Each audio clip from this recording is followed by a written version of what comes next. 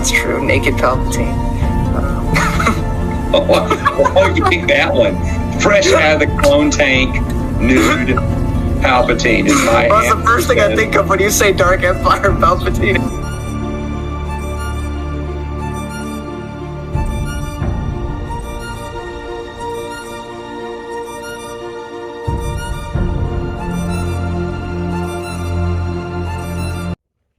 Hello everybody, and welcome back to the Star Wars Expanded Universe, narrated by Disney, Oracle Lucasfilm, Shibuya Slice It, Legends. It's pretty hot today, so I'm gonna try to get through this. Alrighty, sorry. It's been hot every day because California, summertime, awful. And you turn on those fans, and it feels great for like 10 minutes, and then it becomes warm air, and then it does nothing.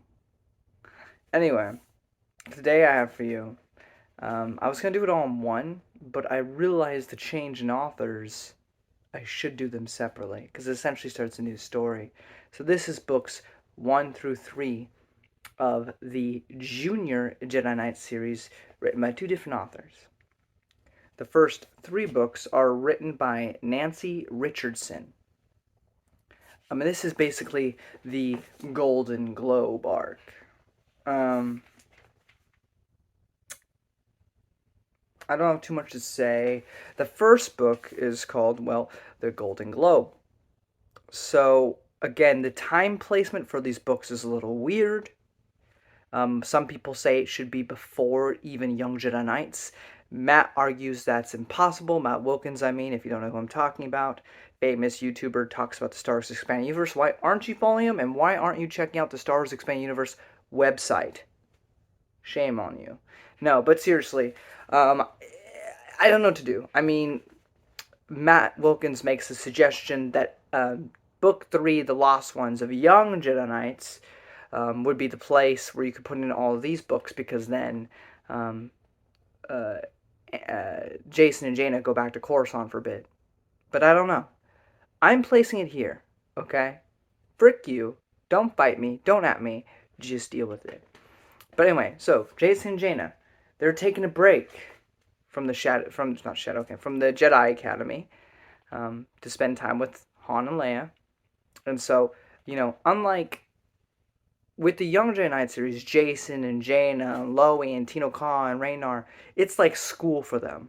Like the normal thing that they would be doing, right? Like they don't go to school. Like they don't go to a normal school, right? They're either at the Jedi Academy or they're with their family. So right now, basically, it's like Jason and Jaina are on summer vacation. Like some of you maybe right now that are a little bit younger watching this. But for Anakin Solo, who's even younger, it's a lot more like a summer camp. Like he's spending the summer at the Jedi Academy because he's a bit younger, so he can't have as much in-depth adventures as the older kids will. I mean, he ends up having them, but so the most important addition to this entire book, the thing important to know about Anakin Solo is that he's rather smart, a lot like Jaina is. But Jaina's a lot more piloting, right? She's the pilot, just like her dad.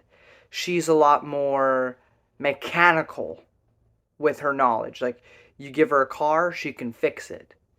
Anakin's also smart, and he can relatively do mechanics well, like decently enough.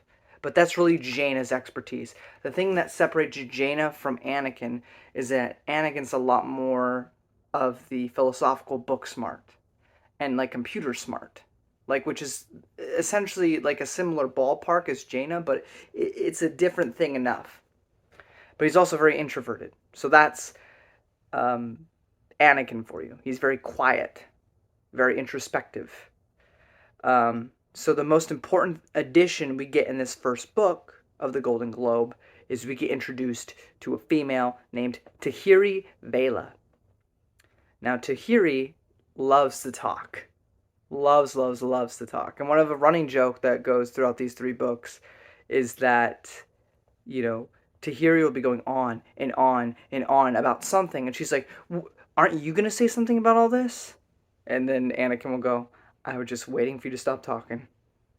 It's a funny thing between them, and this much like um, a young Jedi Knights, you can clearly see a connection, a bond that would blossom to something more in bigger series.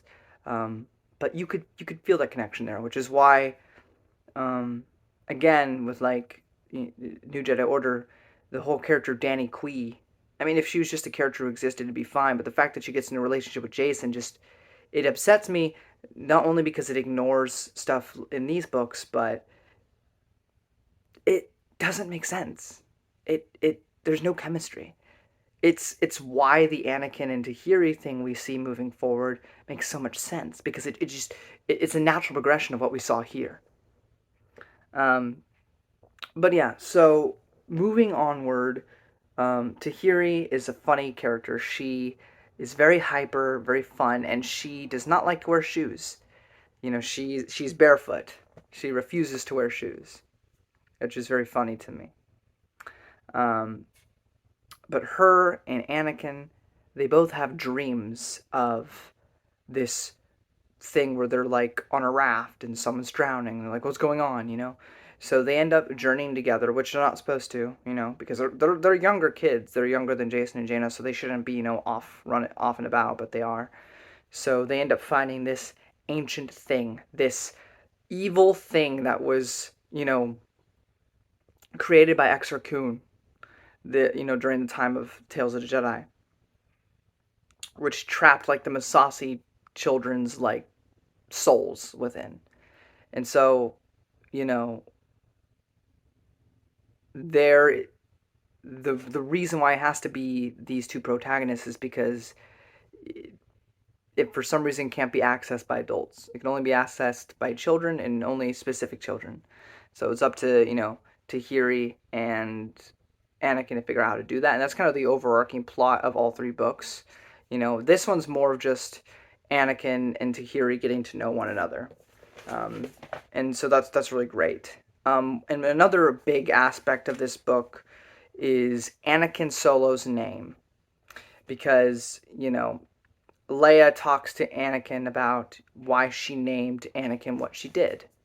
Because he named Jason and Jaina. That's nothing we've seen in Star Wars before. Those are new names, that were created in the Thrawn trilogy. But why Anakin Solo? Why go that route? Well, again, if you've been reading in chronological order, we've had these stories. Truce to Bakura, it seems like Leia was a little bit in denial of the fact that Vader was her father, and she tried to ignore that fact. So she just, she knew that Luke was her brother, and so obviously Vader was her father, but she didn't really try to think about it too much. She just kind of ignored that. It was only at the end of Truce to Bakura that she accepted the fact that her blood father was Anakin Skywalker, but she didn't forgive Vader.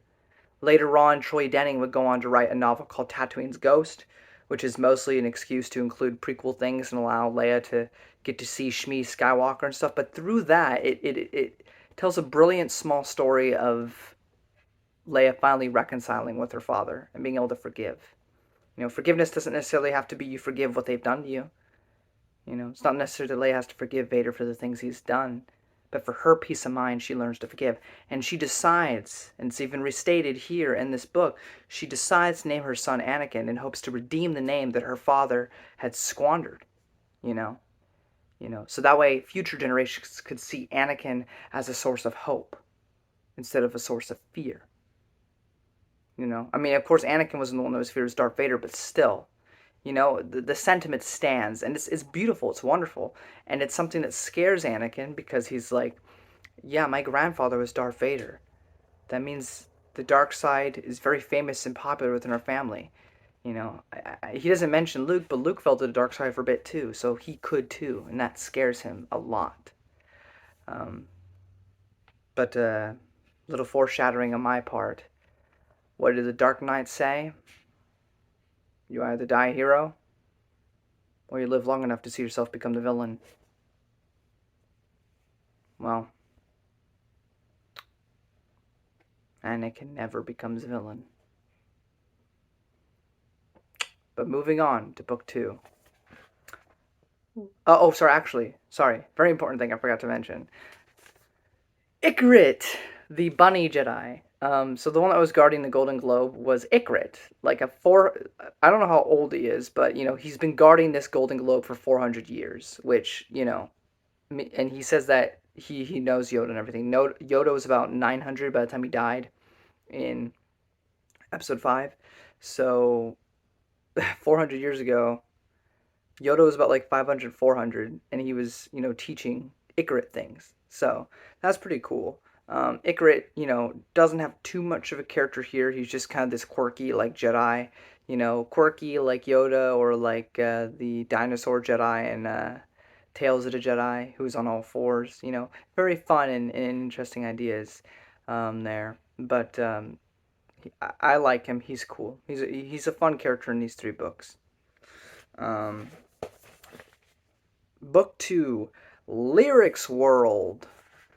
So this is like a mermaid, I guess, essentially. Tahiri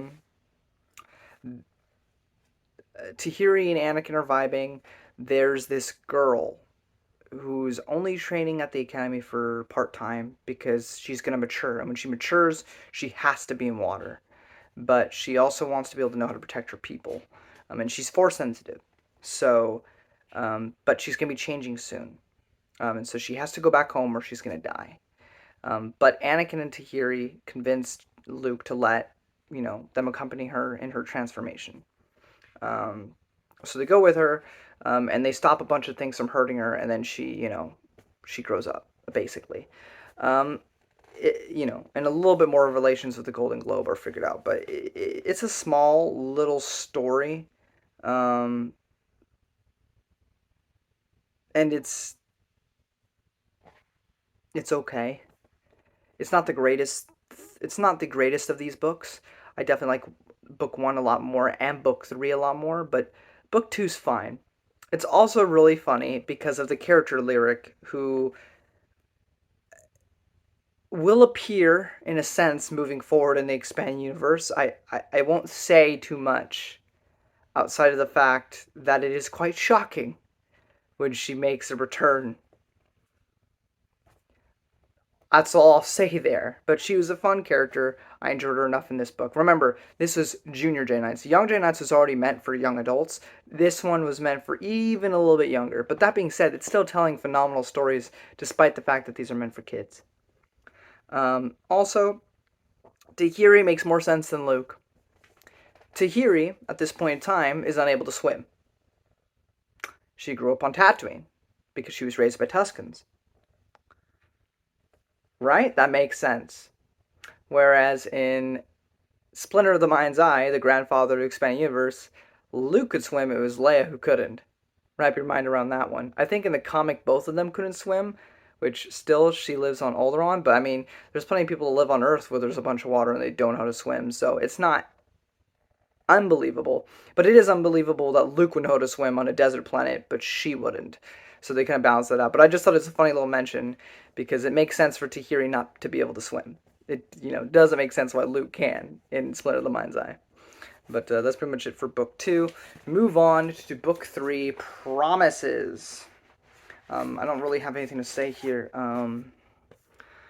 Tahiri's been training for a while, but one of the deals she made with her surrogate father, Slivin, who is the Tusken who raised her father figure, was that, there would come a time when she'd have to come back to the tribe and decide whether she's going to stay with the tribe forever or she's going to move on and become a Jedi. Now, there's a bit more to it to that, too. Because while she appreciates her father figure, she's always felt like her father has known what happened to her parents, but just never told her because, she never knew her parents.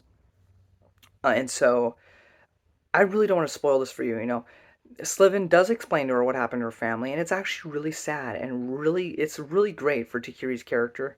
At the same time, the kind of deal that's made is that either, Tahiri has to go into the desert for like 7 days in the Dune Sea, find her way back without dying, and if she doesn't show up in 7 days, then Slivin is no longer the Tusken leader. He must die. Or Tahiri can back out, not do it at all. She can go back to the Jedi Academy, and Slivin still dies. or she makes it back, and she can either stay with the tribe, or she can go back to the Jedi Academy, and Slivin remains the leader of the tribe. I mean, so that's what, Tahiri and Anakin end up doing. They end up surviving, going through that peril, only to find out. And, the great thing about this, too, is Tyone even tries to stop it, and the Tusken Raiders are like, no, you're going to let this happen, or we're going to hurt you. And Tyone's even like, there's too many of them. I can't kill all of them right now. So she backs off. And then, they work through it, they survive, and then Tahiri decides, yeah, but we use the Force primarily to get out of this situation. I think that proves to me that I should be a Jedi. But the big part of this book, I mean, that's mostly the backdrop, but the big part of this book is just the fact that we get to learn so much about Tahiri and Slivin, her basically father.